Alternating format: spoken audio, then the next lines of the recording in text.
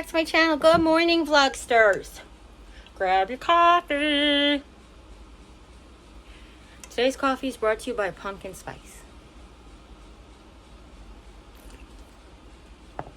Yes, we got our first sugar-free pumpkin spice creamer of the year. I personally think pumpkin spice creamer is way sweeter per serving than other creamers. The Italian sweet cream is the least sweet, like per serving. So what I like to do is I like to say like mix a little Italian sweet cream with a little pumpkin spice. The vanilla is super sweet, so it's like mix a little Italian or half and half. I'll even do like regular half and half or whatever. Good morning, everybody. Look.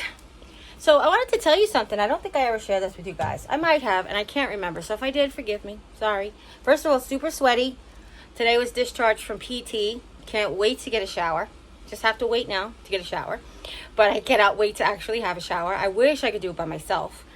Actually, I'm almost at that point. So we went over the discharge today, and she was like, no. She's like, because of full precautions, blah, blah, blah. Anyway. Plus, I can't do my own wound care back there anyway. So that alone. So I passed. When I first got assessed, I was able to do 81 marches in 2 minutes. And then I had to take a break. It was 1 minute and 40 seconds. I took a break. Today, I did 115 marching steps. And that's like 1, 2, 3, like that. And obviously, I'm not doing that pace. But like each time you put your right foot down is a step. So, you know, like entire march. 1, 2, 3, like that. So I was able to do 115, and I had to sit down, and it was 1. She's like, there's only 5 seconds left. I said, oh, I wish I would have known. I would have pushed myself past the next 5. But I was able to do everything and pass, and she's like, you look really good. She's like, I really am surprised by, you know, how long you've been in bed. And I was like, well, I didn't do my exercises. I've been trying, and I told her, full disclosure, I said, yesterday I did nothing. I said I felt horrible the whole day. Until 7:30 last night, and I sat up and folded all the laundry. And she's like, well, at least you did something. And I said, that's what I say. I say to myself all the time, hey, today wasn't entirely just resting. Today was you folded all the laundry for your hubby. And I'm not doing it for my hubby. It's my responsibility. But if I don't get to do it, then he has to do it. My home health aide is only allowed to do just my stuff. So she's only allowed to do my laundry and fold my laundry. She's not allowed to do Jim's. So whenever we do our laundry, I have, you know, we're responsible for it. So, but she's amazing. She's so great. You know, during the summer, her duties were a lot different. I wasn't on treatment. I was not as tired as I was. Jim was home. So we kind of like eked her into the normal routine of how it was going to be around here. And I verbally prepared her the best I could. And I was like, you know, I'm going to Velcro. Sorry, guys. It's just that it's not lined up and it keeps hitting my arm. I tried to prepare her for some days where it's going to be, you know, make sure I eat, make sure I roll over, make sure I move, you know, make sure I take my medicine and that kind of stuff, because that's where it might get to. I mean, it did get that way before, and obviously I was on a different treatment plan, but there's a chance that it'll go that way too. The last 2 days, I kind of feel like my medication might be starting to be at a therapeutic level, because my mouth isn't getting worse. It's not getting better anymore. I'm starting to get like the dry corners. So the way I described it, the best way I can describe it is because my tongue and cheeks are inflamed inside, I drool more. I guess it's like when you have oral surgery, you drool more. And my drool, my saliva is like more toxic, it feels. So the drool getting in the corner of my mouth makes it more irritated. So it's like almost like I'm dehydrated, but gosh, if I drink any more water, I'm going to float away. But that's one of the Cabomedics, great things about Cabomedics. If you're watching this because the Cabomedics, if you're watching this vlog because I hashtag Cabomedics, hi, my name's Jeri-Ann. I have stage 4 renal cell carcinoma, metastasized to my bones, not my lungs, knock wood. And I've been on treatment on and off since October of 2022 when I was first diagnosed. And I've had an ORIF on my right leg to remove, I've had the surgery to remove and cement a tumor, and then the ORIF to stabilize for 2 more tumors, but one since collapsed. So I've been off my feet and in the bed, and then I have these rashes. So I have the planus. I just forgot the name of it. Something planus. It's basically my skin eating itself from the immunotherapy. So I'm back. I was off treatment since March 17th. On August 1st, I started back on just the oral chemotherapy of Cabometyx. Now I'm doing it once every other day for 40 milligrams instead of every day at 40 milligrams. So now you're all caught up. I have had multiple side effects that have been less than usual, and they haven't reacted usually to medications or treatments either. So one of the side effects that I had was I started back on the Cabometyx, and after, in about like January, February, I had surgery in November. The scars were all healing up very, very nicely. The stitches were removed in January, and by like February, the end of February, the Cabometyx started to eat the new tissue. Created vast crevasses. That has since healed, not as nicely and pretty as it was before, but hey, it is what it is. Life is what it is, you know. I was on Opdivo twice every 2 weeks, infusion with my port. I get my port with my infusion. Every 2 weeks I was getting infused and blood drawn, and once a month, every 4 weeks, I was getting the Xgeva shot. I'm still getting Xgeva. I'm on the Cabometyx every other day, which is a little bit different, and we're just going to see how it goes from there. The biopsy on my skin, the dermatologist did a biopsy on my skin, and that's when she determined it was from the immunotherapy. So we're not on that immunotherapy anymore. If we do some immunotherapy in the future, we will see how it goes. I had to stop all my medications because they were working for me, but they were also causing severe side effects. So that's where we are right now. Tumors have shrunk, and then they've come back. Some have grown back. The diminished, basically some diminished after the first 3 months of treatment, and then the 3 months off treatment, they grew. Some grew back. How they had gotten basically as small as they got, and they got back to be the same size, and everything else is good. So, knock wood. That's where we're at. Now that I caught up all the new people, we have coffee chats. So grab your coffee. That's why this video is on 8 o'clock in the morning, so you can have coffee with me. Coffee is life. Anyhow, today I was, after the graduating from physical therapy, I went out to sit with my aide, and we were going to do some food prep, and we ended up like just putting away some bulk groceries that we ordered from Sam's Club. Sam's Club's where I get my protein shakes. I get Premier protein shakes. I do have them like in my coffee, or I do have them like instead of food, like I'll just guzzle one when I can't tolerate food. My mouth starts to become more irritated. Basically, for a couple of months, I was having them for 2 meals a day. That was like pretty much 2 meals a day with a pouch of applesauce. Like that would be, or a pouch of blended vegetables. The green bean medley is a nasty. Like I like all of the other ones that I found so far. The green bean medley has to go. Ain't getting that one again. Sorry, beech nut. All the ones so far that I found from Aldi are delicious. They like to do vegetable and fruit mixes. So like blueberry and spinach. Blueberry, pear, and spinach. I love that one. It's crazy. Sounds crazy, but it's delicious. Or it's kale. Maybe it's blueberry, spinach, and kale. Like blueberry, pear, and kale. But either way, when you mix the vegetables with the fruit, they taste amazing. Anyhow, cancer doctor, the cancer nutritionist said plants with every meal, and we try to have plants with every meal. This morning I had my protein oatmeal. My oatmeal, Jim makes homemade oatmeal, slow old-fashioned oats. He makes them with Swerve brown sugar, cinnamon, vanilla chai protein powder. He adds whatever fruit compote I have for the day. Today was the rest of the apples. I want to tell you that fruit apple compote lasted very, very long and stayed fresh. I'm so happy and pleasantly surprised it stayed as fresh as it did. And cream. I can tolerate that on my mouthfeel. Yesterday he did some food prep. He basically browned a whole pound of breakfast sausage. Not really browned it. He basically got the pink out.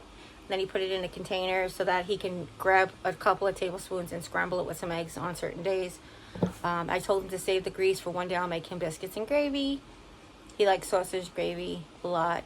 And I told him I could even show him how to do it because I love teaching him stuff. I just got an email today from Papa John's that they now have a, not keto bowl necessarily, they're calling it a, what are they calling theirs? Yeah, they're calling them pizza bowls. So basically, I think Papa Murphy's called them keto bowls. I can't remember what everybody called them, I'm sorry. But basically, they're crustless pizza. It's just all the toppings and the sauce and stuff in a bowl. And if you get like the Alfredo one, then you know that there's probably very, very little carbs in there, depending on the vegetables that you get and that kind of thing. So I was excited. I thought maybe we'd get that for dinner today, but Mom had a birthday luncheon she went to. I forgot, and I was like, maybe tomorrow. So today I'm going to definitely have one of my shakes. I found a new shake. It's called birthday cake batter. Pretty excited about it. I hope it's as delicious as it sounds. My favorite ice cream at Cold Stone Creamery was cake batter ice cream back in the day. Yeah, look at this. I wasn't hungry. So what else is going on? I think you guys are tired of hearing about this kind of stuff, right? Jim's back at work. Today was day 3. Today's Wednesday, right? Yeah. Today's day 3 of his new work. This week's schedule is a little cattywampus, so he's kind of like overlapping the caretaker by like about an hour, but then he doesn't come home till 8 at night, so I have to do like dinner, fend for myself dinner, which why I went out there to do meal prep with her, and my brain just saw the stuff, and we just were like, I have to take care of the stuff before I can do anything else. I just can't. I can't. And I don't blame anybody. Oh, don't even think for 2 seconds that I'm complaining about my husband or blaming anybody. He is doing the very best he can. My husband is a rock star. I just feel terrible that I can't help like I used to be able to. I can't do the things I used to be able to do. I do give myself grace. I do understand that my body is going through some major stuff. I am being very kind to it. I'm taking as best care of it as I can. However, it's still frustrating when you see all the things that need to be done. It is still frustrating. We went in the cabinet. First, I went to go wash my hands, and the soap dispenser, the hand soap dispenser was never refilled. They just left it and like put the new soap there instead of refilling the soap dispenser. For so long that the top got rusted out from the old soap sitting in it, and the bottom had like black rusty soap on the bottom, and I was like, what is happening here? Like, right next to it was the soap. Just pour it in the dispenser and you're fine. But so now I have to get a new top for my soap dispenser. I got that one at Holler a few years ago. I mean, it's been a while. I've had it for a real long while. But it's basically just a mason jar cup. I just need a new top for it. Or I can make a top for it, really. But it's just sort of like, yeah, I don't understand what's going on. So I was out there, and I feel a way about certain things. And there is something that I've been avoiding talking about because I know it's just stuff. And I was talking to Lisa, and I know it's just stuff. But I just kind of feel it's not about the stuff. It's about the feeling behind why the stuff got taken care of the way it did. Let me tell you the story. When I got married, I registered for a potato masher. It's a fancy one. It looks like a slotted spoon that was bent in half. And I'll tell you the truth, it's not a great potato masher. But I kept it, you know, we got it, we kept it, and we really never used it. When we got the job at the apartment, we took it with us, we used it there. But when we were, you know, all the holidays and stuff, we used my dad's, which was my grandfather's. So we've had it forever. When I moved here, I had both. I used the potato masher that was my grandfather's forever, every holiday. I think somebody put it in the dishwasher and it got like really rusty, and the wood handle got like really, really like overly clean. If you guys know what I'm talking about, when you have old kitchen tools that they kind of build their own oils, like you can, like over time, and you know, when you wash them, you don't really wash them like scrubbing, or you don't bleach them, you just, you know, if you know what I'm saying. I hope you do. Well, it went through the dishwasher, and the actual masher itself got rusty, and the handle got like really bleached. So we were purging the kitchen the other day, and I said I never used this new potato masher, and our worker was here, and she just got a new place with her boyfriend, and they really didn't have much. And I said, you know, do you want this? And Mom said, no, I think Jim uses that. I was like, oh, honey, what do you use this for? I didn't know you used it, because we have like the meat choppers and all that stuff, and she's like, he goes for mashing potatoes. And I was like, oh, where's Pop's potato masher? And he went looking through all the cabinets and couldn't find it. And he started to feel a way like maybe he got rid of it. And I cried. I didn't cry because he got rid of a 35, 45, 65-year-old potato masher, which is part of it. You know, people spend money on antique tools like crazy, right? Especially antique kitchen tools. It was more about the sentiment at first, and it was about like, that was my grandfather's. Then it went to, that wasn't mine for you to get rid of. That belonged to the family. I was just being the steward of it right now. You know, it was my responsibility right now to take care of it. It wasn't for you to throw out because it didn't belong to you ever, type of thing. And then what I'd really gotten most melancholy about was, are you throwing it out like I'm dying? Like, are you getting rid of my stuff already? I'm not dead yet. You know, and I'm here fighting every day for every moment, for every bit of life that I have left. And here you are just getting rid of all my stuff. Like, I'm gone already. You thought I had too much. Well, I think you have too much. Have one more freaking Nordic tapestry and keep my spoonulas. You know, when I was cooking 3 meals a day, there was some days where we'd run the dishwasher every other day, and I'd have no spoonulas left. They'd all be used because I make 4-course meals and 5-course meals, or baking. When I bake, forget it. I use so many of them. And to think that you felt like it was necessary for you to get rid of them when I'm not down for the count. I'm not out of the kitchen forever. I've only not been cooking since last July. It's only a year now. And actually, I started cooking a few months ago, so it's really like about 11 months. And I understand that's a long time when you're in the kitchen every day, so put it away. Put it in a drawer. Tuck it somewhere out of the way. We have tons of baskets and compartments and storage containers. Don't throw it out. Don't get rid of it. Don't give it away. It doesn't belong to you to give away, you know? I know it's not about property, and it's not about like what's mine, what's his. It's really the sentiment behind, why are you like burying me already, it felt like. So I got really emotional, and I just sat there and I cried, and I was like, I hope we find it. I hope it's away somewhere that you didn't realize where you put it. There's some stuff, like there's some special occasion party stuff out in the utility room. Maybe it's there. I mean, I'm hoping. He's got a box of stuff in the van he said he was going to go through. Maybe it's there. I'm hoping and praying. I'm just like, this was so important to me to pass on to the next cook in the family. And it was so easily, rust is so easily refurbished when something is made out of like cast iron or steel. So it was just a lot. And I, of course, after a while, started to really be personally offended, you know. He does a lot of things, like he gets rid of stuff that he thinks that I'm going to make him keep, as far as his clothes are concerned. And I never say, keep that. I ask him, you know, you're getting rid of it? Yes. Okay. You said you wanted to keep it for X, Y, and Z. Are you sure you don't want to keep it for X, Y, and Z? And sometimes he'll be like, oh, he thinks that's me trying to convince him to keep it. It's not. It's just me checking, are you sure?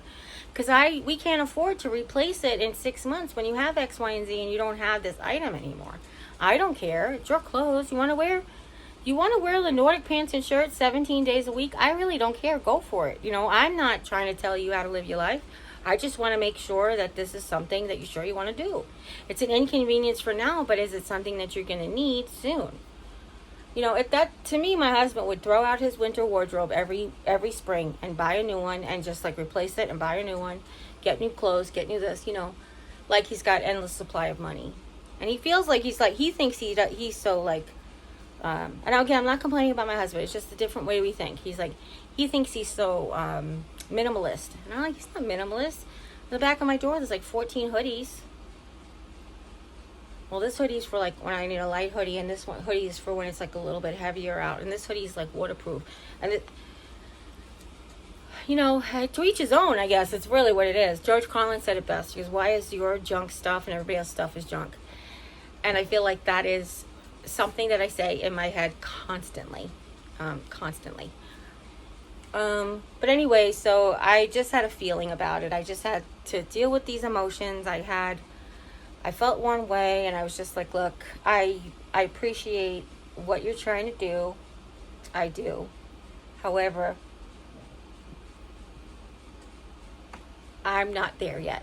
I'm not ready to put a foot in the ground and get rid of all my stuff. And besides, why not sell everything? Why are you throwing things away or giving them away? Why not sell it, you know? It's different when you give it to a friend in need. That's 100% different. But if you like have, you know, if I have 15 rubber spoonulas and you don't think I need 15, you want to get rid of 10, sell 10. Even if you get 25 cents a piece. Like, you're just like, whatever, you know? Anyway. And then I said, I have some that are special. Aunt Joyce gave me one, a Pioneer Woman one. When we first bought the house, it was like a housewarming gift. It was my favorite. It was heavy duty, a spoonula. It's great. And I'm like, did you get rid of that one because you don't use it? Like, as it is, I had 2 containers on the left side of the stove. One of them had spoons and spatulas and ladles and then serving stuff. And the other one had all of my rubber spoonulas, basting brushes, bowl scrapers, that kind of thing. And I looked in my office one day and I see one of the containers. And I was like, I didn't even know you did that because I haven't been out in the kitchen to look. I was like, what is this doing in here? And he's like, oh, you know, I downsized your stuff. And I was like, where'd you put it? And he's like, he said I put it away, but we've been through everything and I haven't found it. So I don't know where he thinks he put it, unless it's up on top of the refrigerator. We didn't get that far yet. So it's just a lot of things that's like upsetting. So I have collections that you don't like and you have collections that I don't like. But I'm not taking you to throw all your stuff out. I'm making room for it. Let's put a nice display for you to display your stuff. I'm proud of you and I'm proud of your stuff. And you are just like angry at me and you hate that I have so much and I can't let go of it.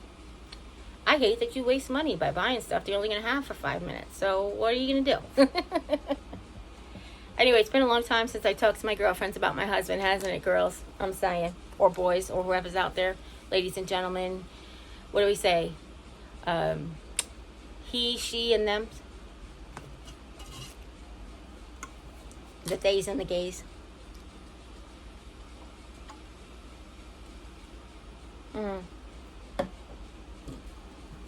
Excuse me. So, yeah. Yes. So that's where we're at in our situation. Now that I'm getting my independence back physically, I'm of course wanting my independence back other ways. You know, I want to be able to do what I want to do. My body's not letting me do everything. But today I was coming back in and my dress fell off the couch and I was coming back in with the physical therapist and she's like, I'll get it. And I said, oh no, I'm not allowed to bend at the waist, so watch this. And I did like the Dorothy Hamill camel thing when you throw one leg back and you do like, I'm a little teapot. And she's like, that's it, that's perfect. And I was like, yeah, I know. I didn't. I just knew that was an acceptable way of bending over. Oh, I never got to talk about this, which I started talking about in the beginning. Oh, by the way, if you're just joining me, this is a TLSO. It stands for thoracic, lumbar, sacrum, orthotic, and it's keeping my spine supported and straight while I have an L3 metastasized lesion has pathological fracture in it. It's not great, but it's okay. And it hasn't caused me any pain. Thank you. Okay. I was just, thank you, Jesus.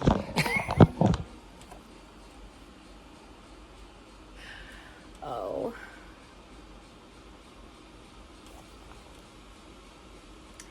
You know what? I love you guys so much. I feel like myself today. I didn't this morning. I felt like cock-a-doodle. I ate the oatmeal because I made myself eat the oatmeal because you have to have breakfast and you have to have the energy to heal your body. And 5 minutes after the oatmeal, I took a Zofran because I thought the oatmeal was just gonna not be good on my tummy. And I kind of am having a little bit of like that now, but I'm okay. Doctor said, how come you haven't taken any Zofran? You haven't been nauseated? And I was like, no, I've been nauseated. I just haven't thrown up. He's like, no, you take it when you're nauseated, so you don't throw up.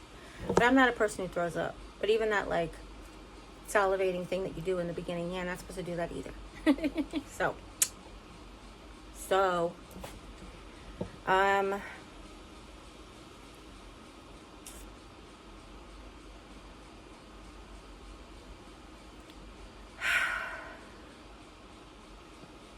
Oh, jeepers. I'm telling, this is me. You're watching this process in live, okay? I am not editing this video. I wanted to talk about this. Do you see how higher it is than it normally is when I sit in the chair? Okay. I don't know that if I've mentioned this before, but normally when I sit in the chair, I pivot from my bed into the brace. I don't put the brace on the couch because the brace's arms, the chair's arms are a little too narrow for me to sit down on top. It wants to push my brace up. So when I sit on the chair exclusively, like from the bed to the chair, I put the brace on in the chair. And then what we don't do is we don't fasten the bottom straps. We just push the brace down, fasten the top straps, and then do whatever vlog it is. But you could see why, because now it's up to my chin. That's my brace right there and my chin.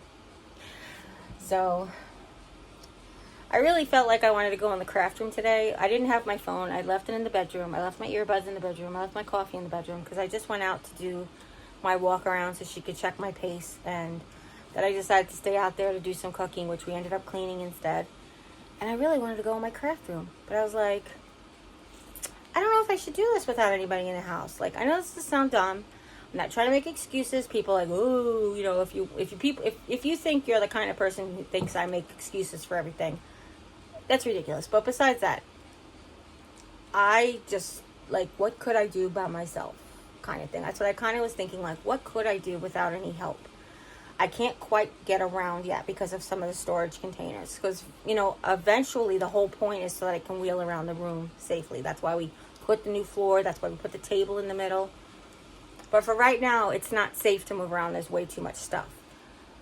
So I can't really do that myself. Because the chair doesn't have arms, which we're rectifying, I can't get up and down from the chair safely. I sit in the chair safely because I back it up against the shelf and I sit with it up against the shelf. But it's not, and I get up the same way. I back it up against there and I pull, from the table, I pull myself up. But it's not exactly safe to do it without arms rolling around the room. So I can't really, like, roll to the other side, stand up, put something in the closet, sit back down, and roll back to, because that part's not safe. So it's just kind of like, I'm almost there. And I have to tell you something. Just like how my small rash hurts way more than the big rash. And I don't mean more, because obviously there was more area that was hurting. But the fact that it's so small, it's so intense. That's how it feels like being this close to being better or done or being able to get in there. I am this close, and it's so painful to my heart that I'm this close and I'm still so far away. It feels like it's so frustrating. Today I just want to, like, cry. I'm just very emotional. We're on the phone with Social Security. Social Security, if you don't know, Social Security has a maximum amount of money that you're allowed to earn in a month. And if you're, it was $2,000. And I said, that's so weird. If you're a single person, it's $2,000. If you're a couple, it's got to be more. They can't allow a single person to live on as much money as they allow a couple to live on. That's ridiculous. And it turns out I was right. So this whole like last 4 months, every month we're like, oh, you had too much money, you've had too much money. I'm like, how is this even? I don't understand. So we finally got on the phone with somebody today, and they were like, oh no, we have you down as you look like you're married, but we had you under a single category. I was like, I don't even file taxes that way. I file, married jointly since 2000, since I got married. Nobody knows. Nobody knows. So we have all these forms to fill out, and thank God for my sister-in-law, Kathy. Kathy, if you're watching this, I love you so much. I cannot imagine where I would be if you were not on my side. I have no idea, honest to God. Probably would have had one of the DHS ladies just like get a report that I was being abused and come in and like take care of everything. I don't even think they would do this. A great job. You're amazing. So not that she needed to hear that, but she needed to hear that. If that makes any sense. She's not the kind of person who was looking for praise, but I wanted to give it to her anyway. Does that make sense? Yeah.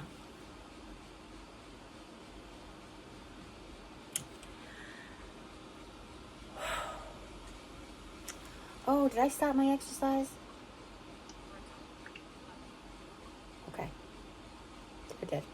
Whew. What does my activity look like? What does my activity look like?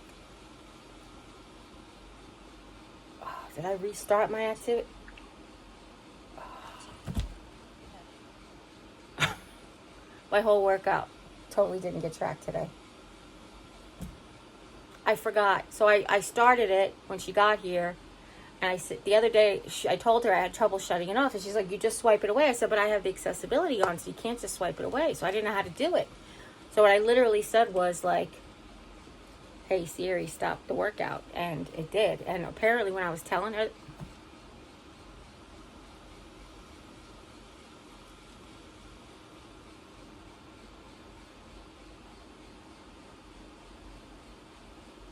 I don't even know if you guys could still see me.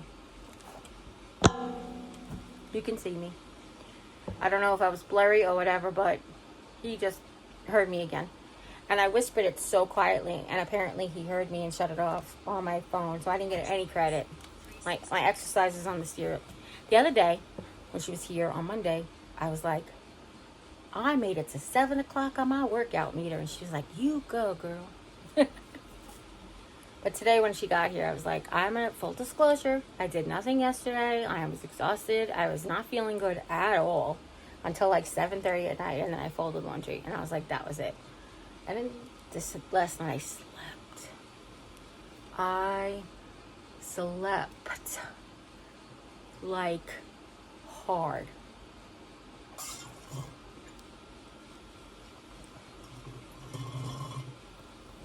That's the end of my coffee. The alarm went off at 5 o'clock to take my medicine. I took my medicine. I drank 8 ounces of water, and I fell right back to sleep. Jim said he was setting his alarm for 7 because he had to go to a doctor's appointment today, but it was a virtual doctor's appointment. Apparently, you can go to the clinic, drop off your paperwork, and have a virtual doctor's appointment at the clinic with a doctor in a different facility, which I thought was pretty neat.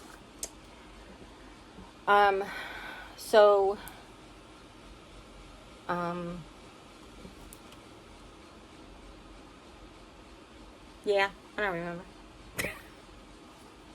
Sorry. I don't. I'm sorry. I will, I promise. Nope, it's gone. It's gone. It's not important. If it was important, I'd remember it, so it's okay. Oh, Mom gave us money for our anniversary to get 2 new nightstands. Well, she gave us Amazon cards. We chose to use them for 2 new nightstands. The problem we're having now is our nightstands are too wide for the chair to be here. And we thought the chair was going to be here temporarily, but it seems like the chair might be here more permanently, which I'm not terribly mad at, because I like my little corner to vlog in and stuff. I also like that, like, if we're watching a movie and I can't sit up in bed, I can sit up at the chair. The other day we watched a movie, I was sitting in the chair and Jim was laying in my spot. So we were able to like share the butter puffs and, like hold hands and stuff. So it was kind of nice. Anyhow, all of that to say,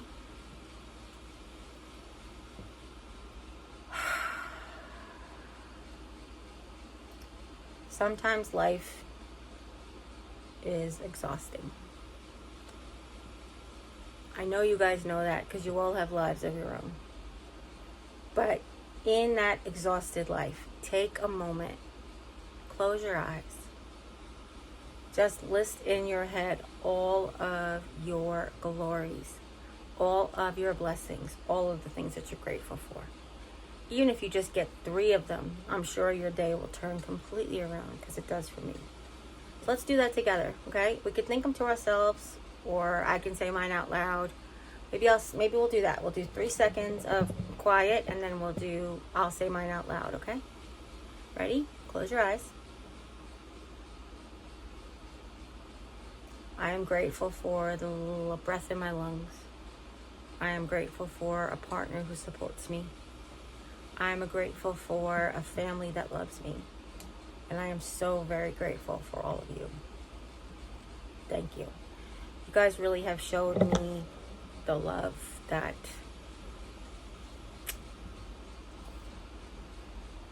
being far from my family, it's hard to feel it on a regular. But you guys have reached out to me every day, and you just remind me how much I'm loved. So thank you. If nobody's told you today that you're loved, then you can always come by and hear how much I love you, because I love you guys so much. You make my day just that much more special.